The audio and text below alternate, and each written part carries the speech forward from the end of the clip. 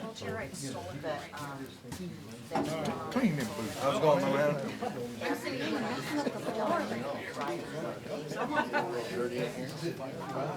we just learned it Saturday, yeah. Is that your water? Is that your wa, is that your water here? No.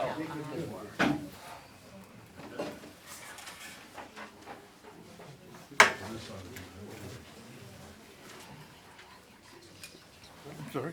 Do you move back just one? Move back? Sure. Are you okay with that? I'm sorry, I need to direct you. I can move over there. No, you're good. No, is there a sign in? I appreciate that. I just wondered. Is there? There's one on top. No, no, it's not you.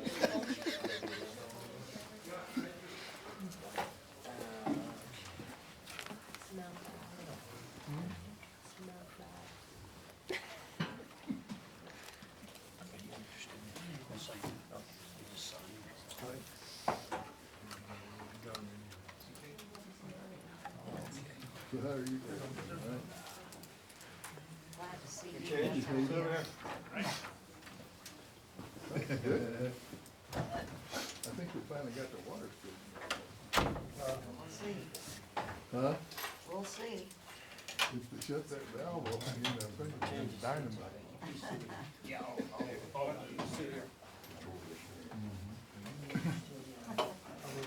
Well, it kept their word. Yeah. You don't have any confidence in it either.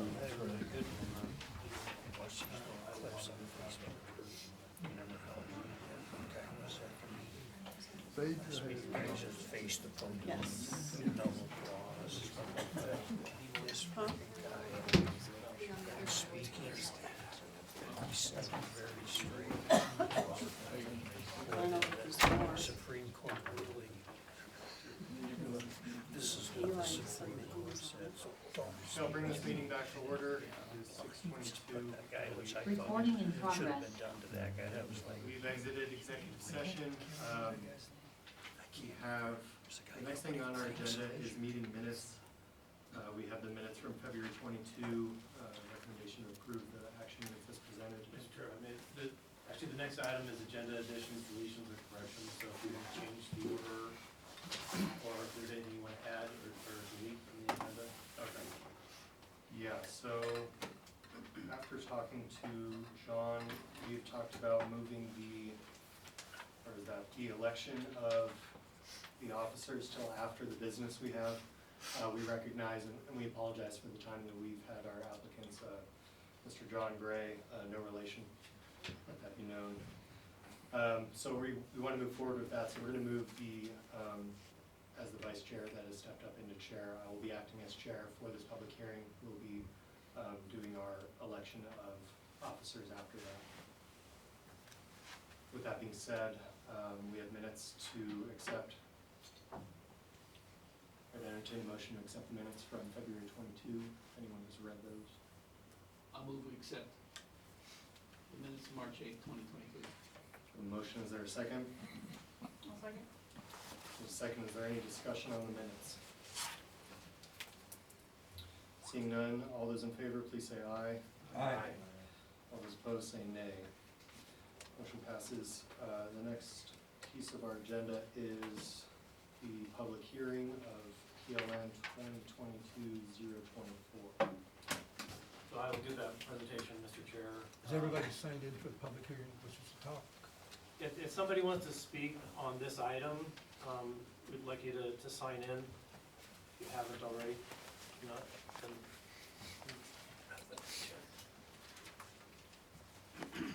Okay, so this item is before you today, PLN 22024 Gray. There's two considerations for your commission. Rezone of a portion of the property, and then a subdivision would be considered a preliminary plat because it includes 6 lots. The property is on the north side of U Trail Road. There are 2 points of access that the property has. There's 2 60-foot wide easements that connect to the property. property is outlined in red, it's about 120 acres currently. So, back in 2020, there was an application, this was a sketch plan showing, again, the 6-lot subdivision. Ultimately, this application expired.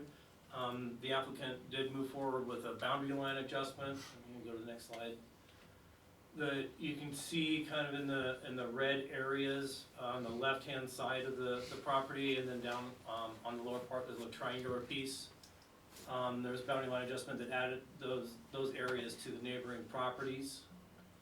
And you can see the zoning, how it works along East Trail Road is primarily zoned as A5. Then as you go north, it transitions to A20, and then from there to A35, north of the Gray property. So this is a sketch plan that we received in 2022, starting to change a little bit from what the plan was back in 2020. You have the kind of the 5 lots down along the bottom, and then keeping 70 plus acres up above.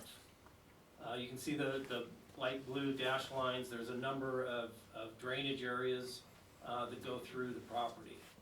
Next slide. So this is the preliminary plat that is before you.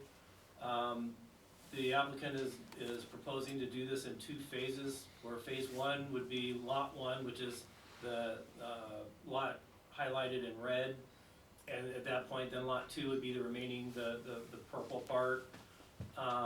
The access in yellow extends up from where it currently connects into the property and culminates at a cul-de-sac at the northern end for lot 2. As staff was looking at this, one of the things that we'd like the planning commission to consider is the configuration of lot 1, the way it kind of goes around the neighboring lot there, as well as there's a line there showing the reed ditch that kind of aligns where the current irrigated lands are located. So that was two reasons for that. If that were adjusted, then that's about 3 acres. Difference currently, lot 1 is about 14 acres. Next slide. So phase 2 then would be the remaining part of the 6-lot subdivision, lots 3, 4, 5, 2, 3, 4, and 5, and 6. 2 gets reconfigured, and then creating lots 3, 4, 5, and 6.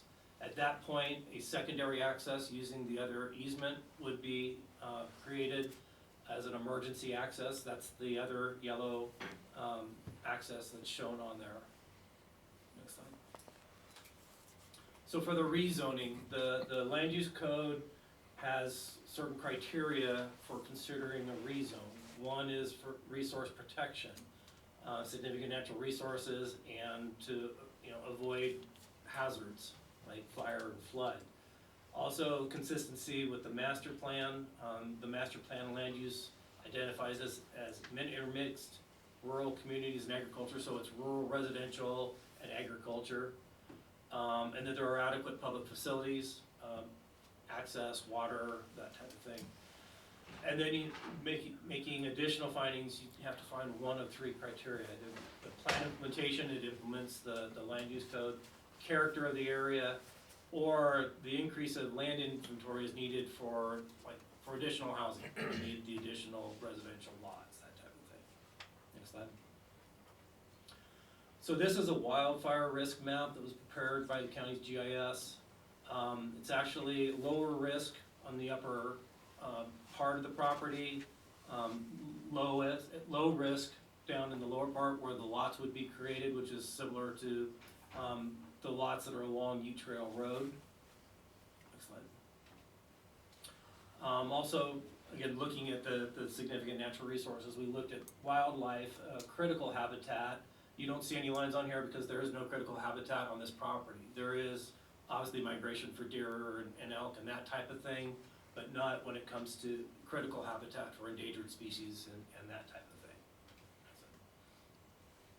So effectively, the red highlighted area is the area that would be rezoned. It's about 43 acres, rezoned from A20 to A5, and that would facilitate the subdivision. All the lots are at least 5 acres in size. Next slide. this is what it would look like on the zoning map. If the rezoning were to be approved, the map would be revised. When the boundary line adjustments were done, there was also supposed to be a rezone so that those lots were entirely zoned A5. So what I would propose from a staff perspective is that be included as part of the rezone if that's the decision of the commission and ultimately the board. Next slide. So with that, staff is recommending that we find that the rezoning standards are met, but that's up to your commission to make that determination, make that finding as a recommendation to the board. That would include rezoning the southern 43 acres from A20 to A5, and we also are recommending you conditionally approve the preliminary plat in 2 phases. That concludes my presentation. Okay. Are there any questions from the commission to staff at this moment? Just go around the room, starting the party. Nope. Great. Jake? Domestic water, is there, need their, is that Upper Surface Creek Water District, do we know, and if they chimed in on water taps available? The taps are available. Kate, you actually had the conversation. It's a matter of them having water available up on the mesa as a trade-off. The taps are available. Anything to add to No, that? that was the gist of it. But I did confirm that there are taps available up there. Is it gonna be a requirement of final plat Yes. per phase? So with one of the conditions are that with each phase, as a lot is created, they have to provide the tap before we will accept the final plat, as well as the access. And is there a well at all right now? No, I do not believe so. That cul-de-sac, that long cul-de-sac, just when it's created for phase 1, that's considered a private drive, I'm sure. And there's maximum number of lots per private drive, but is that why the loop comes back into play for the second access? Well, under the land use code, if you have 8 or more lots serving, then you need to have a secondary access. While this is creating 6 lots, there are those other couple lots that will utilize that existing access off of U Trail Road, which would be like with lot 1, if you wanna go back one, okay? So that lower part of that yellow highlight is currently providing access to the 2 lots on each side of that. So now we're adding 6. So from a staff perspective, we were looking at, besides just the area, it makes sense to have a secondary access for emergency purposes. So it'll just be emergency purpose Correct. for that, and then private drive for the other. Yes, And is there gonna be a road maintenance agreement? there would need to be, yes. As a Coming in private. phase 1 or phase 2? They probably don't need it till phase 2, I would assume. I don't think it's really critical until phase 2. Phase 1, there's still the share between lot 1 and lot 2 if they don't finish the rest of the subdivision. So I guess that's something for your planning commission to consider, how that condition is worded. Irrigation water involved in this, so? Yes, there is. Kate, you have that? No specifics on irrigation. And then while we're waiting on that, is there any limitations to rezoning the other A20 parcel in the future? Because it's part of a rezone for, No, okay, no, there's no restriction. that answers my questions. Except for the irrigation water question. Okay. We'll come back to that. Get back to that. Mr. Schrock? Do we have an overhead photo of this property? Oh, there. So that wildfire hazard map, You wanna go to wildfire? yeah, I was curious about that, about why that, what looks like the northern part is, am I reading that correct? I thought I heard you Is say a lower that. risk than, yeah, And if I look at that picture, it looks like the vegetation Is on the north. is in the northern part more than the southern part. Can you explain that, if I got it wrong? no, you have it right. I had the same question, but I don't have an answer other than GIS Who did this wildfire risk map? The community, the Southwest Wildfire Council provides these maps directly to GIS. Is there any indication of the WUI on this that we know about? I'd have to look, I don't know that off the top of my head. It's wildland, urban area. And that's typically though between federal and private lands. Yeah, but there's an official designation, is that correct?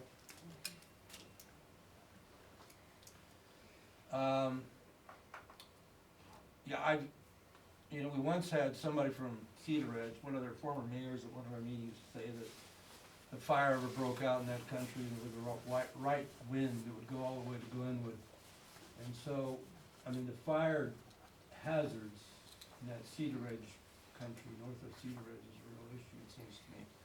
I just wanna make sure we do the right thing here. The whole town's in it though. This, do we know of any, we know they can have water taps.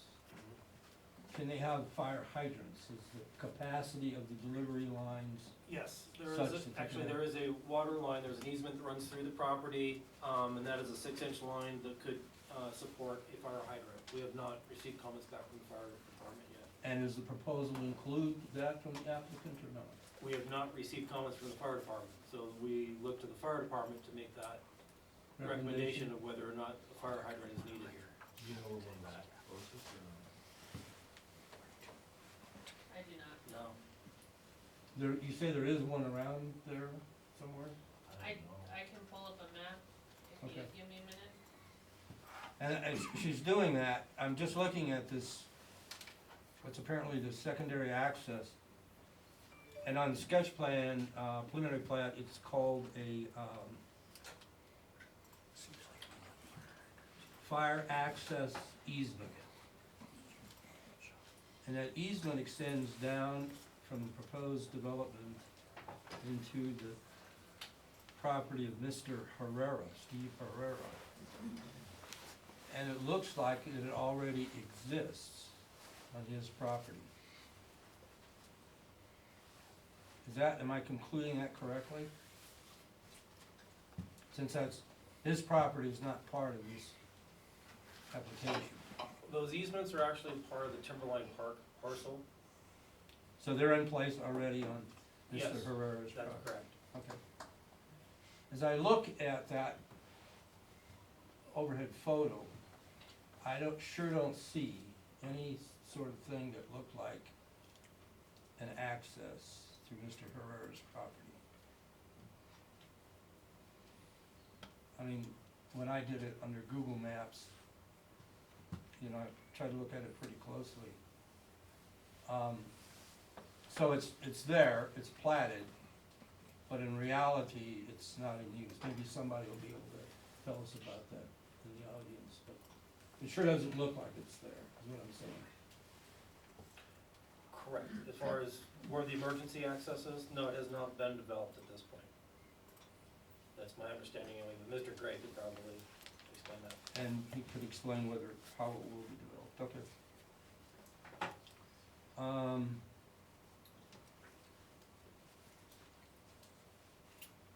Yeah, I'd just say that I think fire and water are pretty important, so maybe we can hear more about that. I think that's all for me now. So part of the conditions for the conditional use will be that both phases are completed, correct? Well, yes, the idea is that when you approve a preliminary plat, it goes to the board as a recommendation. The board approves the preliminary plat, they have to come back with the final plat. They're asking to do that in 2 phases. First phase would be to create lot 1. Phase 2 would be to create the rest of the lots. There have been cases where people have not finished their plats and the plats have expired. So that timeline is in the conditions as well as the land use code. So what happens if that plat does expire? It just goes back to the original plat? It would stay, if they did, say they do phase 1 and they don't do phase 2, it would look like this. Okay. Lot 2 would be the purple lot. So they still have to have that yellow access when they create phase 1. And then obviously that gets intensified when the additional lots are created. So what we wanna look at is if phase two never were to happen, we wanna make sure we aren't left with a road to nowhere.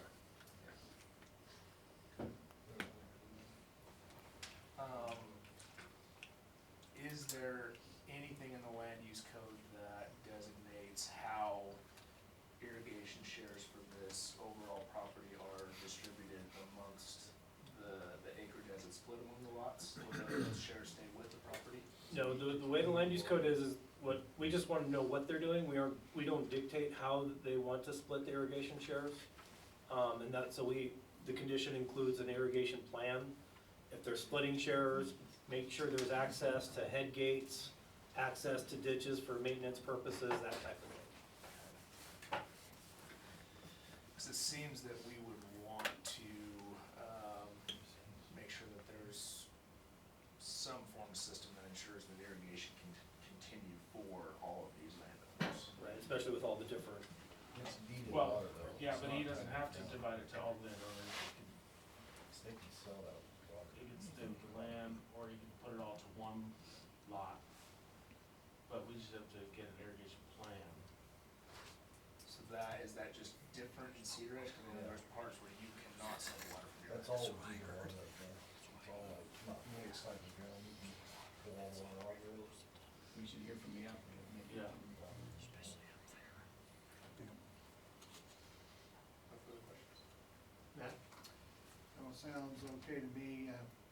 Phase two then that would be the point at which the extra road would be. the emergency access, correct? Emergency access would be Right. developed. They have electricity up there? They will need, again, for accepting the final plat, they will need to have electricity run to all the lots, access for each of the lots, water for each of the lots. I'm good. I have a question about how the phasing works with the rezoning. Cause if they only complete phase one, but we rezone basically the southern part to A5 and leave the top part in A20, then lot 2 will be a split zone on a same piece of property if they never complete phase 2. How So- does that work? So that's why we put in condition 10, rezoning for each lot shall not take effect until or unless a final plat is accepted by the Board of County Commissioners. So they come with the final plat gets accepted, then we change the map.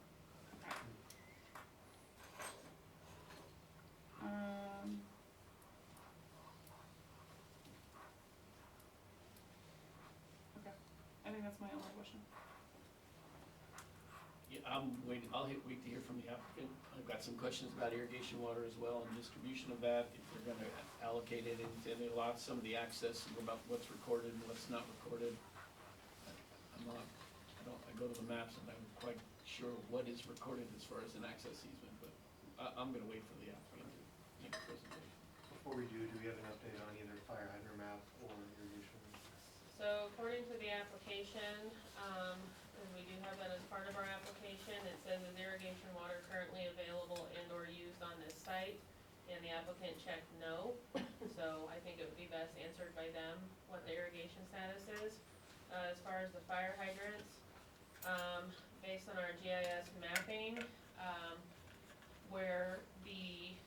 on the map where the yellow, piece is, right before phase 1, it looks like there's a fire hydrant located there, possibly within that easement, and then, there's one to the to the east, but you can't see it based on this depiction, so there are 2 in the area. I'm sorry, where was the first one? It's within the yellow easement part, Use the going mouse up, And it's existing already? according to our GIS maps, that's where it is. Okay. Hold on, sorry, I'm trying to get the mouse form. How long, So, right in this area is where it's showing it on our map. Can you see the mouse, Steve? That's awesome. I can. And generally, the rule of thumb is that it's 1,000 feet from a fire hydrant.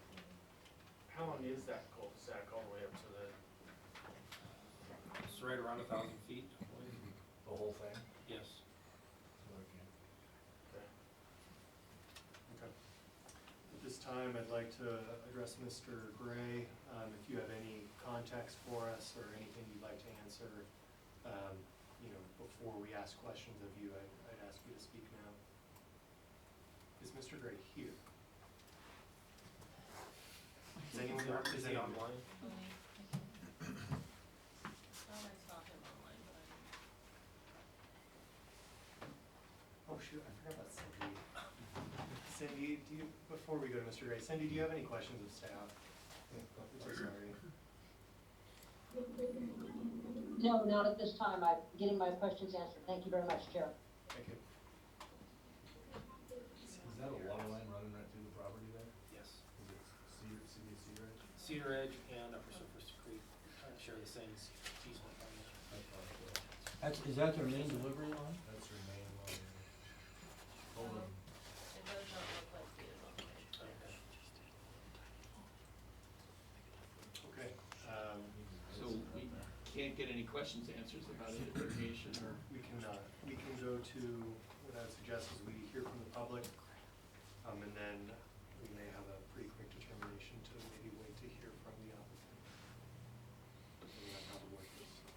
I have names here. If you are part of the public and you want to address this application, I'd ask that you address it to, well, I guess since he's not here, sometimes we have it where public talks to the applicant, but we'd ask going forward if you direct it to the planning commission. I have 2 Lightfoots. No, you don't have anything to say. I have nothing to It's say on just this for the- subject, thank you. Thank you. I'd appreciate it if you speak a little louder, Okay. thank you. Ms. Sorensen? Doesn't seem like it's working. The mic. The mic, it doesn't. I'll try to talk louder. Ms. Thank you. Sorensen Not on this subject. and Mr. Rockwell. No, not on the subject. Okay. Is there anyone that I missed that is speaking on behalf of this application? That was easy. Bring it back to the commission. We'll close the public comment period of this. How do we want to proceed? Well, it's a little difficult. One question I was gonna ask, if any of this is currently in agriculture or producing, because we wonder about the amount of mass in there. So, that'd be nice to understand. And I also have a question about if there's proposed building envelopes, not. One more final question for staff. Is there a limitation on rezoning the A5 sections in the future? If they try to rezone A5, there's not a limitation on the 30+, okay? No, when you rezone, it doesn't carry any restriction for further rezoning or changes in the future. Did we have reason to believe that Mr. Gray would be here? Yes. Mr. Gray is in California. He was supposed to be online for this meeting. Is there any, you don't represent the applicant at all? No, I'm just interested in buying the parcel. Ah. I could call him on the phone. I know he was planning to be a part of this meeting. Did he mention anything about irrigation water to you? That's the buyer's responsibility, I guess. As far as I know, it's what's written in here. It says the irrigation water will remain with lot 2. It was lot 2.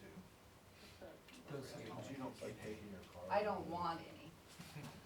The question is, do we want to wait until we have contact with the applicant? I motion that we table this application You until will. we can hear from the applicant. I'm second. There's a motion and a second. Is there any discussion? When do they get back in line? Is this like gonna take spot of someone else that's been in line, or how's that work? No, we can put it on the next agenda. Is there someone else on the next agenda? We don't have another project. Okay, that makes sense. Let's see if we table it. Does anyone know why Did he's we get not who's part second? of this meeting tonight? I didn't get the seconded. Steve second. There's a motion and a second. Any other discussion? All those in favor, please say aye. Aye. All those opposed, nay.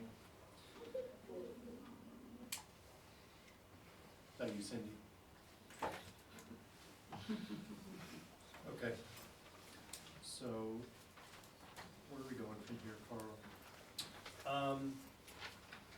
Do you you still have item B1, election of officers. So it's been made clear to us that we need to elect officers because our previous election was not conducted correctly, because our bylaws do say that chair needs to sit in that position for no more than 2 years. So as elected as vice chair, I'm acting as chair now. I will preside over this election, and if there's a new chair, you'll sit here. I would entertain any nominations for chairman. I would nominate Jacob Gray for chair. I'll second. Okay. Is there any discussion? Seems like a pretty good option. I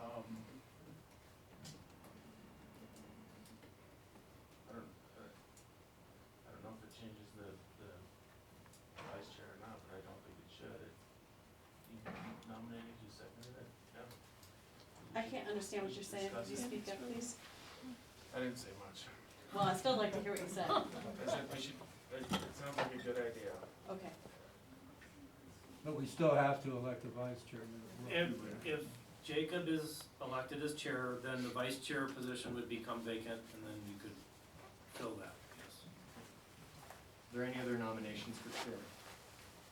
Well, it was a motion in a second. Oh, We should vote on it, You like being chair? well, or amend it. if it was an election, we would want to see if there was more than one nomination. But seeing none. I vote aye. We've been there before. Yeah, I'm happy to step into this. We'll move forward and conduct business that we need to do. So that's all I got for you. Call the vote. All those in favor, please say aye. Aye. All those opposed, say nay. Cindy. Thanks, Cindy. That was an aye, not. That was an aye. Now we would need a nomination for vice chair. Well, let's find out, if, just to throw it out there, who's interested in the vice chair position. I'd like to ask a question of Cindy in that regard. Okay. Cindy, can you hear us? Yes, I can.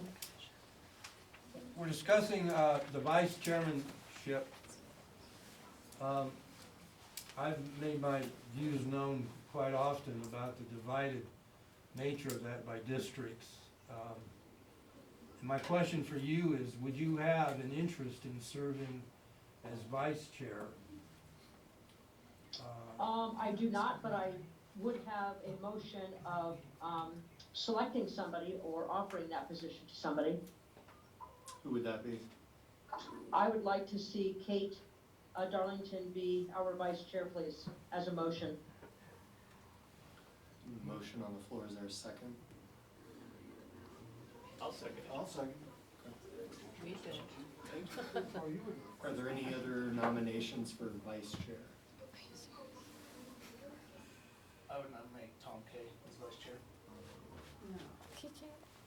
There's a motion, is there a second for Tom Kay? I'd second that. There's a second. But the second isn't necessarily an it's not an endorsement. Kate would be wonderful for sure, but I just wanted to open the conversation since you really want to talk about it. Let's hear from the candidates.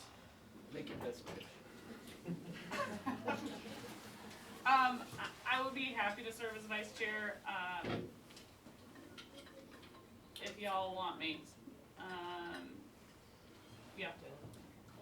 I don't have a big campaign speech, I guess. I wanna make sure it's something that, the commission all wants, and I wanna kinda make decisions that will move us forward and, conducting meetings well. So if y'all think I can help in that way, I'd be happy to serve. TK, you have anything you want to say? I think if Kate wants to do it, I think it's a great choice. I think I understand Steve's concern. I think it's a bylaw question, and I think we should address it when we do the bylaws at some point in time. We talked about that. And so in that case, I'd like to remove my name from the nomination and just become a regular member. It's for the balance of this term. We'll have new elections in February, and I'm happy with that.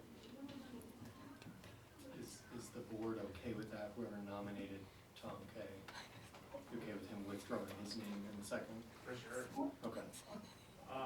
Is there anyone else that's interested in the vice chair position? Can we turn off the Cindy, can you mute yourself? Thank you. All right, we just. Thank you.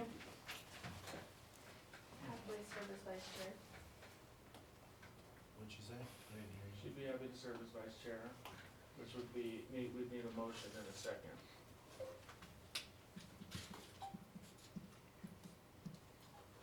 So, no motion. Then we have a motion in a second. Can you just call the vote? No, actually, the bylaws you speak to actually writing down, that's your choice in this case. If there's multiple pieces of paper. Yep, that's what we're working on. If more than one is presented. Well, I think we should have more than one. I'll nominate, Ms. Taylor is? Turner, thank you.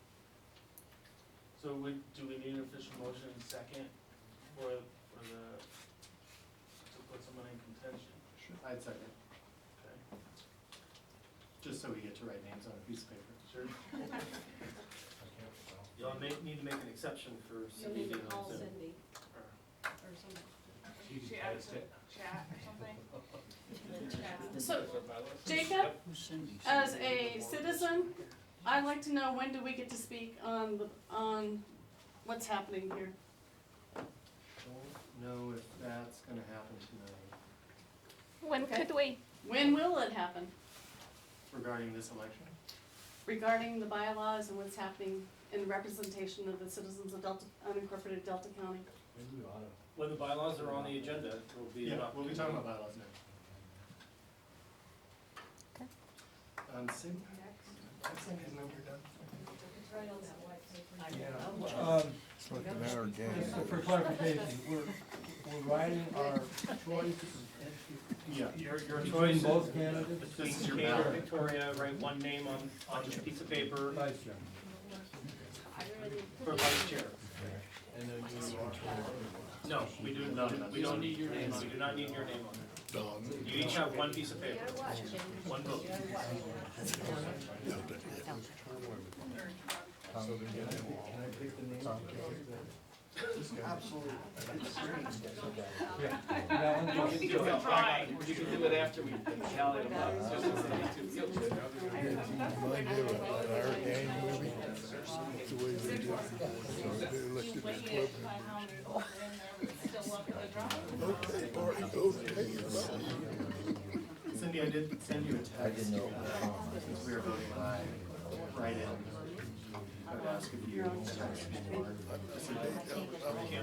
First confirm that there are 10 pieces that are commissioners in the room. I sent mine down with the pass. Associate vote in this matter, or just, We have a, unless there's a vacancy, okay. so the associates. So we have eight. Right. All your representatives from district are here, so no.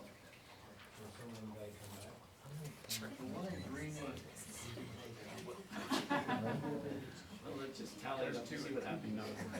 Two or three. So we're down in, it was really close. No, so Lane didn't vote either. And the only one missing is David. Who wouldn't vote anyway. Correct. And you got Cindy, the Cindy's on the GS. Cindy vote? you're right, Val. I have not received Cindy's vote yet.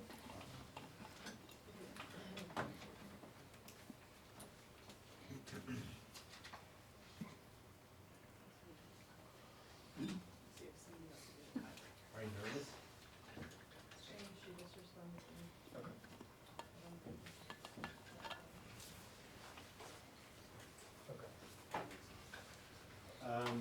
The election is in. Kate Darlington received 8 votes, Victoria received 2 votes. Kate is your new vice chair. Thanks, Kate. You're welcome. Thanks, Kate. Hopefully Jake never misses a meeting. Jacob, I just have one question. Yep. I'm curious if we're gonna have a public comment about the bylaws where we can speak, and when will that happen? Yeah, so I'll move into that now. We'll give a little bit of context. According to our bylaws, we cannot make any changes without a 2 weeks written notice. That's right. And so what the tentative plan is, we're gonna talk about it now, but the tentative plan that I proposed is that we will submit amendments to these bylaws to Carl. He will provide us a red line version. We will discuss this in a work session in a couple of weeks, possibly in 2 weeks. We will put out a final draft that will go out, and we will consider that for 2 weeks, and we'll vote on it. So vote won't even happen for another month. So my question is, Miss Darlington is out, or she's in town limits, how is she representing the people of unincorporated Delta County? Yeah, we've received comment on that from our lawyer, and we can clear that up. Do you wanna clear that up now? Yeah. It's a good moment. Public wants clarity. We wanna know, Yeah. we have the right to know. There she comes.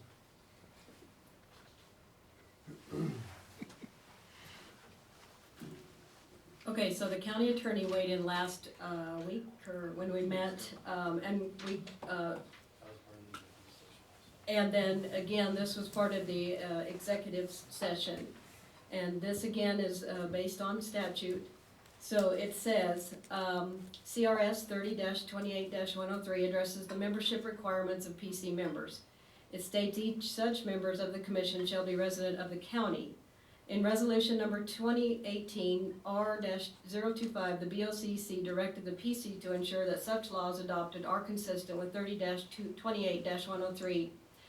The PC bylaws then, again, are in part inconsistent with the state statute and inconsistent with the BOCC. Therefore, the dispute that the BOCC has the authority to create a planning commission and appoint members within the limitations of the statute.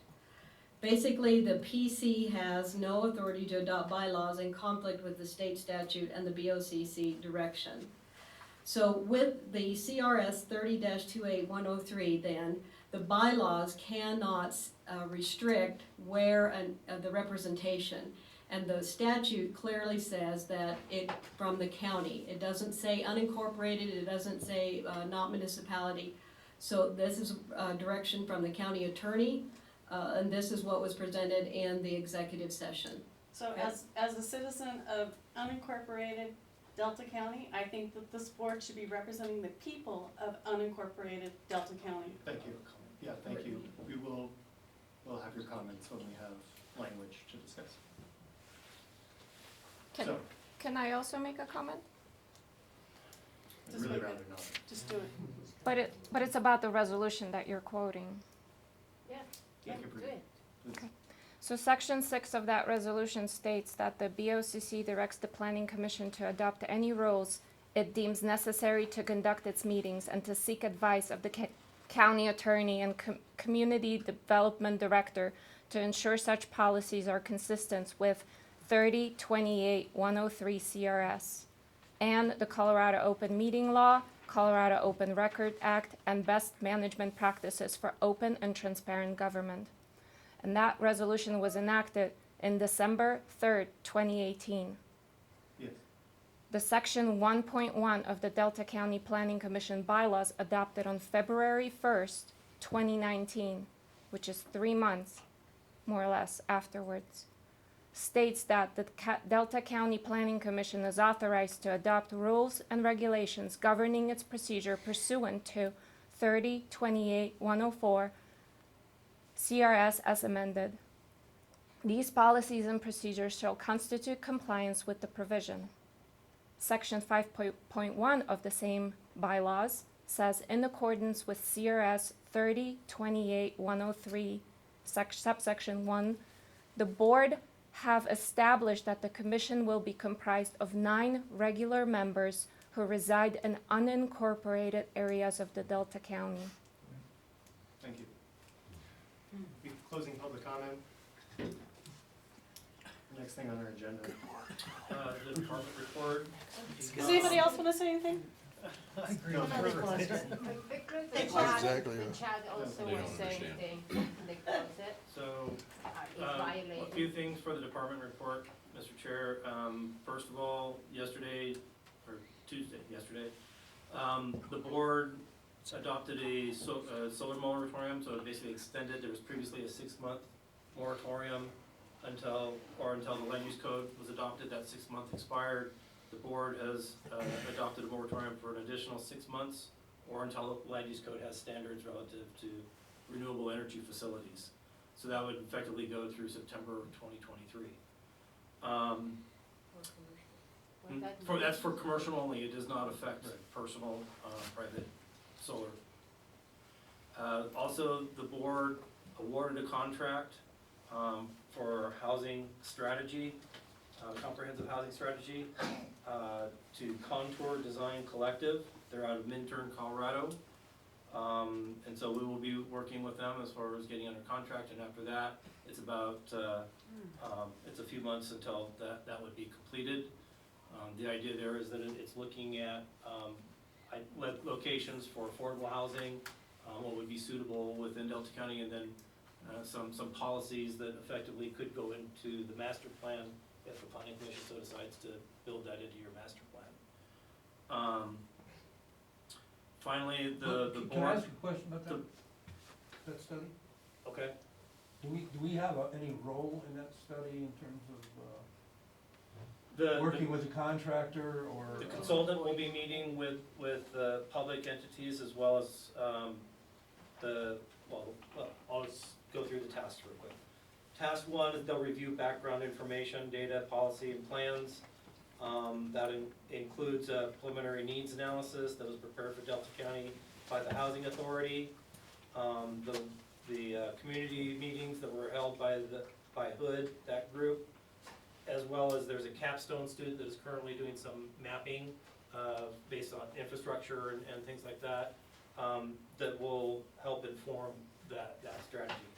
Task 2 is the Contour team will engage the public and policymakers to gain multiple perspectives and perceptions.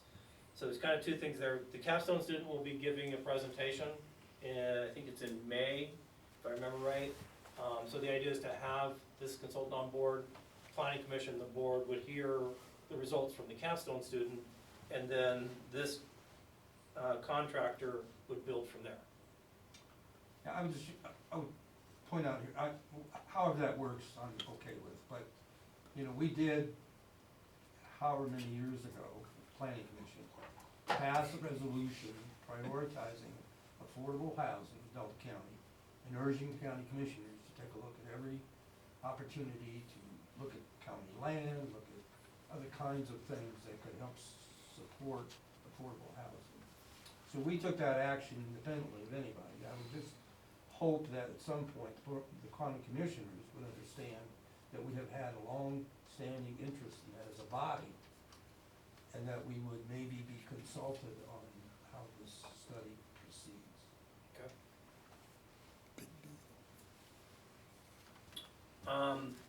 The final item for department report is the Board of County Commissioners has been working through the land use code. They've been having work sessions. They're continuing to have work sessions through probably the first part of May. And then they have asked if the Planning Commission would like to have a joint work session with the board. So once the board has gotten through the land use code, have a joint work session to go over what they are looking at prior to coming to your Planning Commission to then report back to the board. So ideally right now, the timeline, if everything continues and is finished, would be the end of May to come to your Planning Commission to report to the board. And at that point, then the board would have their public hearing after that in June. And the work session would be somewhere before that. The work session they are looking at was May 8th. Or at least during that week, if it's easier for the Planning Commission, since you meet in the evenings, 5:30, I think they offered to participate in your meeting on May 10th.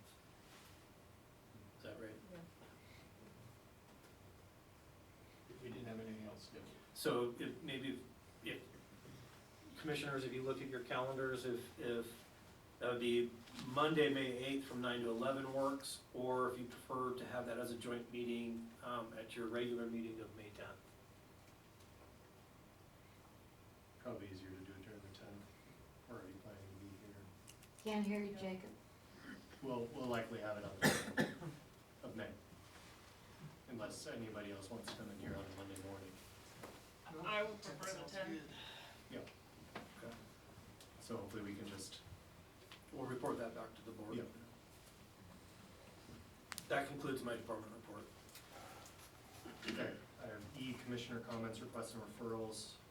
As I alluded to earlier, I'm gonna present that we, fix some things in our bylaws. Obviously, there's still references to specific development, still references to meetings in Hotchkiss. There's a lot of things that, this was put in place in 2019. We have a new LUC, so we've got a lot of cleanup to do. We've had questions about bylaws come up. What I'm presenting or suggesting we do is that we bring our edits to Carl over the next 2 weeks before our next meeting. He will compile those. We'll have a work session either before or after a public hearing item. Obviously, Mr. Gray will be in 2 weeks. We'll discuss it there. We'll create a draft of changes that we will vote on, and then 2 weeks after that, we will vote one by one on those changes. So this work session will not have public comment, but when we have the final draft to vote on, we will take public comment. And as always, you can write public comment in at any point, and that public comment is given to us as it comes in. Where would that be submitted? So you can submit comments to the planning department if you do it by email. Our email has changed, so it's planning@deltacountyco.gov. Say that again, please. Planning@deltacounty, spelled out, co.gov. And for people that do not use the internet or have access to that, what do they do? We'll have a public hearing in a month for. You can also send. You can mail a letter to Mail a letter. You can mail a letter. You're changed before we have a public hearing? We need to know you're changed before we have a public hearing. How we know that? And how you get there. I mean, it just seems like you guys are ignoring us. Yeah, I mean, it's obvious. The bylaws are our rules that and procedures that we abide by for the process of meeting. And so it's up to us, apparently, we've gotten a legal consult to write those in any fashion that we like. So we don't have to accept public comment, but we probably will, like to understand what the public has to say.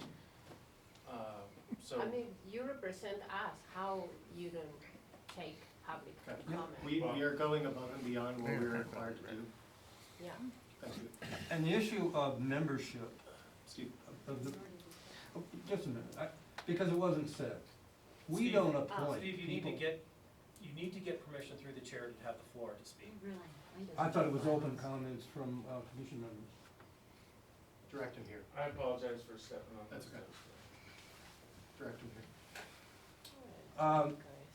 The issue of membership and where they reside on the planning commission is something we don't even handle. I mean, the commission members are appointed by the Board of County Commissioners. Right. We don't even know who they are. We don't know who the applicants are, where they're from, or anything about it. So there may be a misconception that we do, that we're appointing our own members. I just wanted to clear that up. They are in our bylaws, which obviously need work, so. Correct, but we don't appoint them. The commissioners do. How does the commission feel about this proposed plan? I would ask that we have all those red lines to Carl within the next week, It'd be so the that next Carl week. has some time to put that together before 2 weeks from now. Thank you. Mr. Chair, I recommend that we try to solicit as much of the public comment as we can get. This is a very hot topic in our community right now. We want to be transparent. Thank you, Mr. Clark. Thank you. Thank you. I think if they see it the way we're seeing it, with the information we have, they'll come up with the right solution as well. Thank you. We like that. Thank you. Are there any other commissioner requests, referrals, comments?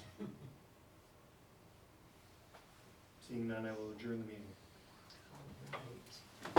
Well, congratulations.